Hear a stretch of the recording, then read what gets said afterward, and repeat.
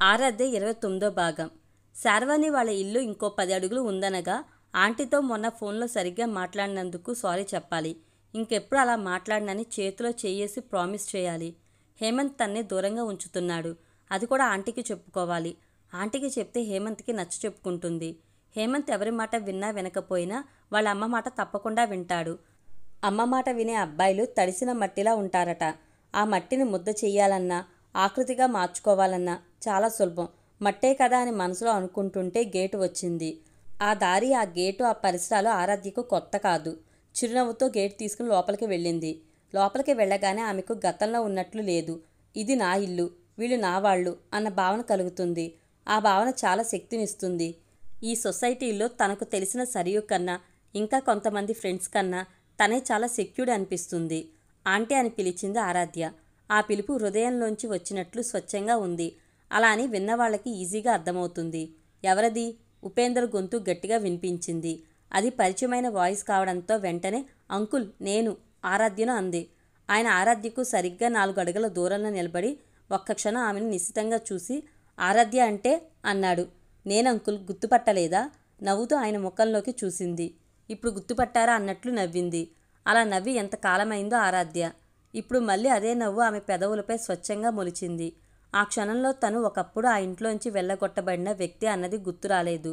గుర్తుపట్టాను. ఒకప్పుడు నువ్వు మా పేయింగ్ గెస్ట్వి. శార్వాణి నిన్ను అప్పుడే వెళ్ళగొట్టిందిగా, మళ్ళీ ఎందుకొచ్చావు అన్నాడు ఉపేంద్ర. ఇప్పుడు నేను మీ కోడల్ని అంకుల్. ఒక అడుగు ముందుకేసి ఇది మీకు తెలియదా అన్నట్లు చూసింది. ఆగు అక్కడే, అడుగు ముందుకేయకు అన్నాడు ఉపేంద్ర. అదేంటి అంకుల్, ఆంటీ లేదా ఇంట్లో అంది ఆరాధ్య. ఎందుకు? నిన్ను తన కోళ్ళగా నాకు పరిచయం చేయటానికా? ఆయన వాయిస్లోని వెటకారం ముఖం మీద కొట్టినట్లయింది. ఈసారి కంగు తిన్నది ఆరాధ్య. కాదంకుల్, ఆంటీని ఒకసారి పిలవండి ప్లీజ్ అంది. అవసరం లేదు. అదెందుకు నీ ముందుకు? నేను మాట్లాడటమే ఎక్కువ అన్నాడు ఉపేంద్ర. నన్ను మీరు ఎవరనుకుని ఇలా అంటున్నారో? నేను మీ అబ్బాయి హేమంత్కి భార్యను, మీ కోడల్నే అంది. ఆమె నిలబడే ఉంది. ఆయన కూడా నిలబడే ఉన్నాడు. ప్రూఫ్ చూపించు. ప్రూఫా? అవును, ప్రూఫే. ఆధార్ కార్డు లాగా ఇలాంటి వాటికి ప్రూఫ్ ఏంటి అంకుల్? నేను మీ కోడల్నే అని చెప్తున్నాను కదా అంది. నీ సంగతి తర్వాత. వాడు నా కొడుకు అని ప్రూఫ్ ఏంటి పట్టుకురా అన్నాడు. మీ కొడుక్కి ప్రూఫ్ ఎందుకు అంకుల్? శార్వాణి ఆంటీ హేమంత్ వాళ్ళ మదర్ అయినప్పుడు మీరు ఫాదర్ కారా? వాడెప్పుడో చనిపోయినట్లు మా బంధువుల్లో చెప్పుకున్నాం. ఇప్పుడు బ్రతికాడని చెప్తే ఎవరూ నమ్మరు. నువ్వు మా కోడలవని వచ్చి మా పరువు తీయకు. వెళ్ళు అంటూ గుమ్మం వైపు చేయి చూపాడు. ఈ క్షణమే వెళ్ళమన్నట్లుంది ఆయన ఎక్స్ప్రెషన్. ఆ ఎక్స్ప్రెషన్కి ఆమె భయపడలేదు. ధైర్యంగా నిలబడి బ్రతికి ఉన్న కొడుకుని ఎవరైనా చనిపోయాడని చెప్పుకుంటారా? ఇది వింటే మిమ్మల్ని ఏమంటారో ఒక్కసారి ఊహించుకోండి. మీరు పెద్దవారు. మీ వయసుకి గౌరవం ఇచ్చి నేనేమీ అనలేకపోతున్నాను. ఇప్పుడు సరే, ఇంకెప్పుడు మీ కొడుకు చనిపోయాడని అనకండి. నేను వినలేను. ఆయన నా భర్త. నీకు సెంటిమెంట్స్ లేవని విన్నాను. సెంటిమెంట్స్ లేకుంటే హేమంత్ నా భర్త కాడా? మీరు చెప్పినంత తేలిగ్గా చచ్చిపోయాడని ఎవరూ చెప్పుకోరు. ఆయన మనిషి అండి, ఒక సాఫ్ట్వేర్ ఇంజనీర్. అలాంటి ఆయన్ని పట్టుకుని చనిపోయాడంటారా? నేను బ్రతికున్న నా కొడుకుని చనిపోయాడని చెప్పుకున్నాను. నేను దుర్మార్గుణ్ణే. కానీ నువ్వు నీ కడుపులో జీవం పోసుకుంటున్న బిడ్డను నిజంగానే చంపేసుకున్నావు.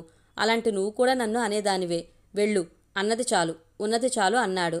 అప్రయత్నంగానే ఆమె బయటకు నడిచింది. మనసంతా ఛిద్రమైనట్లు ఒకటే నొప్పిగా ఉంది. ఉపేంద్రను హేమంత్ తండ్రి స్థానంలో ఊహించుకోలేకపోతుంది. తను కూడా ఏదో తప్పు చేసినట్లు తొలిసారిగా అనిపించింది. శార్వాణి ఆంటీ ఇంట్లో లేకపోయినందుకు బాధగా ఉంది. ఉంటే అసలేం జరిగిందో, హేమంత్ని చనిపోయినట్లు ఎందుకు ప్రచారం చేసుకున్నారో అడిగి తెలుసుకునేది. తెలుసుకుని తనేం చెయ్యాలి? బ్రతికే ఉన్నాడని హేమంత్ని తీసుకెళ్ళి వాళ్ళ బంధువులకి చూపిస్తుందా? చూపించడానికి హేమంత్ బంధువులెవరో ఆమెకు తెలుసా? అయినా హేమంత్కి తనకి మధ్యన ప్రస్తుతం ఏముందని? భార్యాభర్త అనుబంధం ఏమైనా ఉందా? అతని బిహేవియర్ చూస్తుంటే తనని ఇక్కడ టచ్ చేయడనిపిస్తుంది. మరి అటువంటప్పుడు తామిద్దరి మధ్యన ఉండే రిలేషన్ ఏమిటి? భార్యాభర్తలా? స్నేహితులా? ప్రేమికులా? రూమ్మేట్సా? ఈ రోజు నుండి అతని దగ్గర ఏ రిలేషన్ మెయింటైన్ చేయాలి? ఏది మెయింటైన్ చేయాలన్నా ఉపేంద్ర ఇచ్చిన షాక్కి తేరుకోలేకపోతుంది. ఆరాధ్య నేరుగా ఇంటికెళ్ళలేదు. సరియు దగ్గరికి వెళ్ళింది. సరియు ఒళ్ళో తల పెట్టుకుని ఏడ్చింది. ఏడ్చేవాళ్ళని ఎలా ఓదార్చాలో సరయుకి బాగా తెలుసు. ఎలా మాట్లాడితే ఆరాధ్య కోలుకుంటుందో, ఎనర్జెటిక్గా ఫీల్ అవుతుందో అలా మాట్లాడింది. మాట్లాడుతూనే వంట చేసింది సరియు. ఆరాధ్య సరిగ్గా తినకపోతే బ్రతిమాలి తినిపించింది. తను కూడా తిన్నది. తిన్న ప్లేట్ల ముందు నుండి లేవకుండానే హేమంత్కి తనకి మధ్యన జరిగిన సంభాషణ చెప్పింది ఆరాధ్య. వినగానే బెత్తరపోయింది సరియు. సరియు, ఇప్పుడు చెప్పు, నేను హేమంత్ దగ్గరికి వెళ్ళటం అవసరం అంటావా? నెమ్మదిగా అడిగింది ఆరాధ్య. నన్ను అడిగితే వేస్ట్. టక్కున అంది సరియు. మరిప్పుడు నన్నేం చేయమంటావు? నేనున్నాను కదా, నా దగ్గర ఉండు. హేమంత్తో చెప్తే ఏమంటాడో? నాకు తెలిసి అతను ఏమీ అనకపోవచ్చు. నీతో అవసరం లేదు కదా. నాకెందుకో నువ్వలా అంటుంటే షేమ్గా ఉంది. అనకపోయినా అదే. మీనింగ్లో ఏమైనా తేడా ఉందా? లేదు. మరెందుకు డౌట్? డౌటేమీ లేదు. మీ మమ్మీ ఏమైనా అంటుందనా? అలాంటిదేం లేదు. నాకు ఎక్కడ కంఫర్ట్గా ఉంటే అక్కడ ఉండమంటుంది. మా మమ్మీతో ఎలాంటి ప్రాబ్లమ్స్ రావు. సరే, ఆలోచించుకో. నీకెక్కడ ఉంటే మెంటల్ పీస్ ఉంటుందో అక్కడ ఉండు. వర్క్ లోడ్ పెరిగినట్లు మానసిక ఒత్తిడి పెరగడం అంత మంచిది కాదు. నిద్ర లేచినప్పటి నుండి మనం ఖాళీగా ఉండేవాళ్ళం కాము, జాబ్ చేసుకునేవాళ్ళం అంది సరియు. సరియు మాటలు కరెక్ట్ అనిపించాయి. హేమంత్ దగ్గరికి వెళ్ళి అతను అవాయిడ్ చేస్తుంటే ఫీల్ అవుతూ బాధపడే కన్నా ఇక్కడ ఉండటమే బెటర్ అనుకుంది. సరే సరియు, ఇక్కడే ఉంటాను అంది ఆరాధ్య. ఓకే అంది సరియు. టీమ్ అవుటింగ్కి వెళ్ళిన హేమంత్ ఇంటికొచ్చాడు. డోర్ లాక్ చేసి ఉండటంతో ఆరాధ్యకు కాల్ చేద్దామని మొబైల్ చేతిలోకి తీసుకోగానే ఆ మొబైల్లో మనం ఎప్పుడు పెట్టే సీక్రెట్ ప్లేస్లో కీ ఉంది అని ఆరాధ్య పంపిన మెసేజ్ కనిపించింది. అది చూసిన వెంటనే కీ తీసుకుని డోర్ లాక్ తీస్తూ ఆరాధ్యకు కాల్ చేశాడు హేమంత్. ఆరాధ్య అతను కాల్ లిఫ్ట్ చేసి హలో అనగానే నువ్వు ఇప్పుడు ఎక్కడ ఉన్నావు ఆరాధ్య అన్నాడు. సరియు దగ్గర ఉన్నాను హేమంత్. అక్కడెందుకున్నావు? నువ్వు లేవు కదా. ఉన్నా నైట్ 11 వరకు ఇంటికి రావు. వచ్చినా నన్ను టచ్ చెయ్యవు. అందుకే సరియు దగ్గర ఉన్నాను. నీకేమైనా పిచ్చి పట్టిందా? మన ఇద్దరి మధ్యన ఏ సంబంధం లేకుండా లేట్ నైట్స్ ఇంటికొచ్చే నీ దగ్గర ఉన్నా, ఈ సరియు దగ్గర ఉన్నా ఒకటే అనుకున్నాను హేమంత్. అందుకే ఇక్కడ ఉన్నాను. అంతేకాని నాకు పిచ్చి పట్టలేదు. పిచ్చి పడితే సరియు దగ్గర ఉంటానా? ఎర్రగడ్డకెళ్ళనా? ఓ షిట్ అన్నాడు. షిట్ కాదు, మాట్లాడి హేమంత్. ఫోన్లో ఎంతసేపు మాట్లాడినా ఏం కాదు. No problem. వామిటింగ్స్ కావు. ల్యాబ్లో ఉన్నట్లు ఉండదు. రియల్గానే ఉంటుంది. ఎదురెదురుగా ఉండి మాట్లాడుకుంటున్న ఫీలింగ్ కూడా వస్తుంది. నువ్వు ఇలా ఏం పుట్టింటికో అత్తింటికో వెళ్ళినట్లు సరియు దగ్గరికి వెళ్ళటం నాకు నచ్చడం లేదు ఆరాధ్య. నువ్వు వెంటనే ఇంటికి వచ్చేయి. ఏదైనా ఉంటే ఫేస్ టు ఫేస్ మాట్లాడుకుందాం. నవ్వి సరియు దగ్గరికి వచ్చే ముందు అత్తింటికి వెళ్ళే వచ్చాను హేమంత్ అంది ఆరాధ్య. ఆమె ఎందుకలా నవ్విందో అర్థం కాక నిజంగా వెళ్ళావా అన్నాడు. వెళ్ళాను. అక్కడ ఉండే ఉపేంద్ర అంకుల్, అదే మీ నాన్నగారు, నన్ను గుమ్మాల్లోంచే వెళ్ళగొట్టాడు. అంతవరకు అత్తింటి మీద ఉండే ఇంప్రెషన్ కాస్త పోయింది. ఇంకెప్పుడు అత్తింటి గురించి నా దగ్గర మాట్లాడకండి. నువ్వు ఇప్పుడు ఇంటికి వస్తావా రావా? రాను. హేమంత్ మాట్లాడలేదు. మాట్లాడి హేమంత్, నువ్వు నాకు నచ్చడం లేదు. కావచ్చు. కానీ హేమంత్, నేను మీ బంధువుల్లో చనిపోయాడని చెప్పుకున్నాడట మీ నాన్న. అలా ఎందుకు చెప్పారో అడిగావా? ఆమె అలా అడుగుతుంటే నరాలు తెగిపోయేంత నొప్పి కలిగింది హేమంత్ బాడీలో. బాడీ కన్నా మనసుకే ఎక్కువ బాధగా ఉంది. నువ్వు అడిగి తెలుసుకున్నాకనే నేను నీ దగ్గరికి వస్తాను. ఏ రీజన్ లేకుండా కొడుకు చనిపోయాడని కన్నవాళ్ళు చెప్పుకోరు. ఆ రీజన్ ఏమిటో నాకు తెలియాలి. ఇప్పుడు నేనున్నాను. నా లైఫ్కో క్లారిటీ ఉంది. అది నీ లైఫ్కి లేదు. అందుకే మీ నాన్నగారు నన్ను తన కోళ్ళగా యాక్సెప్ట్ చేయలేకపోయారు. నువ్వు అనాథవైనా నాకింత బాధ ఉండేది కాదు. అమ్మా నాన్న ఉండే అనాథలా ఉండటం, అది బంధువుల దృష్టిలో చనిపోయి ఉండటం ఏమిటిదంతా? నాకు తెలియాలి హేమంత్. నువ్వేంటో, నీ లైఫ్లో ఉండే ఆ సీక్రెట్ ఏమిటో నాకు తెలియాలి అంది. హేమంత్ కాల్ కట్ చేశాడు. ఆరాధ్య హేమంత్ దగ్గర నుండి మళ్ళీ వెళ్ళిపోయిందని కాసిరెడ్డి చెప్పగానే విషయం ఏమిటో తెలుసుకోవాలని శార్వానికి ఫోన్ చేసింది కళ్యాణమ్మ. శార్వాణి గారు, నాకేదో అనుమానంగా ఉంది. ఒకసారి హేమంత్ జాతకం ఉంటే ఇవ్వండి. మాకు తెలిసిన రామశాస్త్రి గారికి చూపిద్దాం. ఏమైనా దోషాలుంటే వెంటనే టెంపుల్కి వెళ్ళి శాంతి పూజలు చేపిద్దాం. వాళ్ళిద్దరూ బాగుంటమేగా మనకు కావాల్సింది అంది. హేమంత్ జాతకం రాయించలేదు కళ్యాణి గారు అంది శార్వాణి. పోనీ హేమంత్ పుట్టిన టైం ఎలాంటిదో అడిగి తెలుసుకున్నారా? లేదు, అడగలేదు. ఎందుకు అడగలేదు? అలాంటి నమ్మకాలు లేవా మీకు?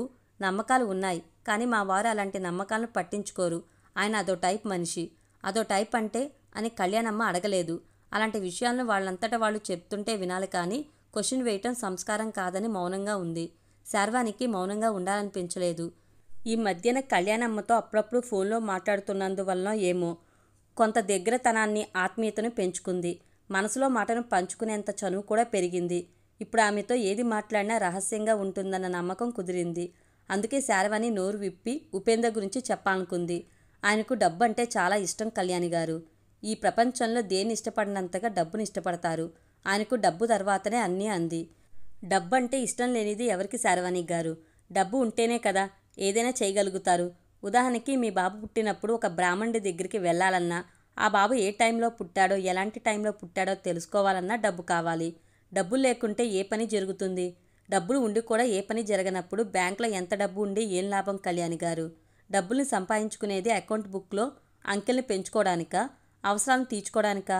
ఆయన థియరీలో డబ్బులు ఎప్పుడూ అకౌంట్ బుక్లోనే ఉండాలి. వాటిని కదిలించడానికి లేదు. అవసరాలదేముంది? ఇవాళ వస్తుంటాయి, రేపు పోతుంటాయి అంటారు. ఇంకా ఏమంటారో చెప్తే మీరు ఆశ్చర్యపోతారా అంది. ఏమంటారు అడిగింది కళ్యాణమ్మ. గాలి పీల్చుకునైనా కొద్దిసేపు బ్రతకచ్చు కదా, ఆ మాత్రం బ్రతకడం కోసం అన్నన్నిసార్లు తిండి తినాలా? ఎంత ఖర్చు అంటారు.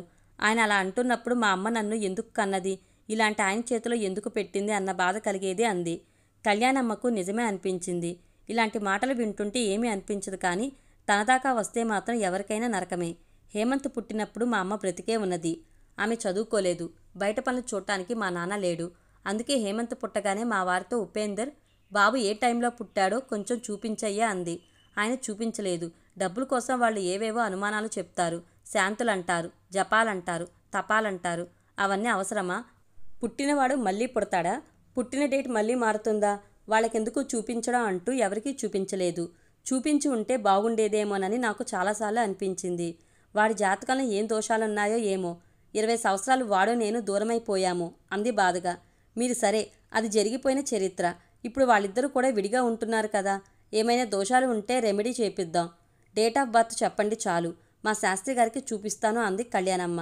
హేమంత్ డేట్ ఆఫ్ బర్త్ నా దగ్గర లేదు. అదో పీడకల్లా, దాన్ని అప్పుడే మర్చిపోయాను.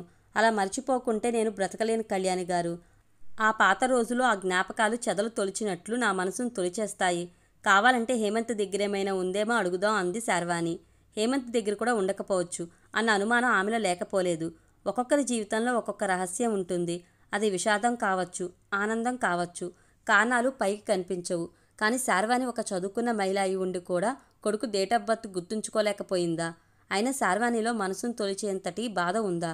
నమ్మలేకపోతుంది కళ్యాణమ్మ. సరే శార్వాణి, నేను మళ్ళీ కాల్ చేస్తాను. హేమంత్ పుట్టినరోజు మాత్రం అడిగి తెలుసుకుని ఉండండి. మాకు తెలిసిన రామశాస్త్రి గారి దగ్గర అపాయింట్మెంట్ తీసి పెడతాను. ప్రతి దోషానికి ఓ రెమెడీ ఉంటుంది. వాటిని చేయించుకోవడానికి చాలా శక్తివంతమైన టెంపుల్స్ కూడా ఉన్నాయి. మనం భయపడాల్సిందేమీ లేదు.